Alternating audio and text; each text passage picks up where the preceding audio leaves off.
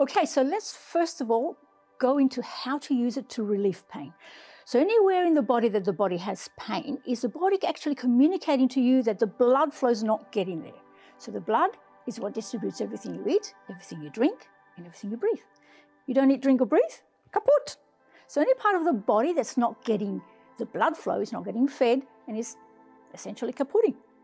So the blood flow not only distributes all the good stuff, but it also cleans away all the body's waste. The body's waste is acidic, and if it doesn't get removed on a regular basis, it can cause a lot of damage.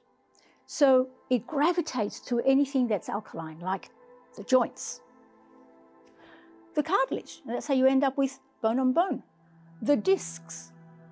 And so it's important that the blood flow gets to every part of our bodies to clean away all that acid so we don't get all those things. Okay, so you say you've got arthritis or you've got bone on bone. Let's focus first on the knee.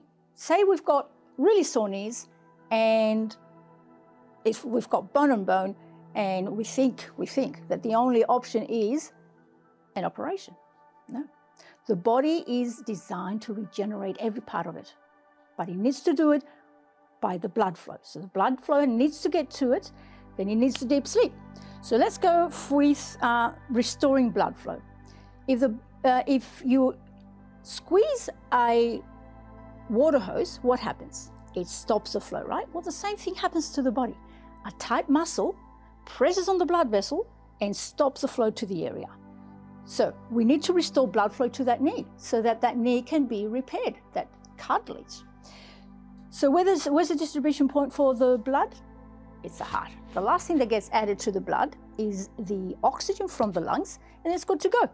So anywhere between the heart and the knee, the pathway to the area, if there's any tight muscles, then you need to spray on those areas because that'll relax the tension, will neutralize the buildup of the acidity in the body's toxins, and restore the blood flow. Because if you just spray the area that's in pain, it's like giving it a meal. It'll be good for a while, it'll be happy for a while, but then it gets hungry again.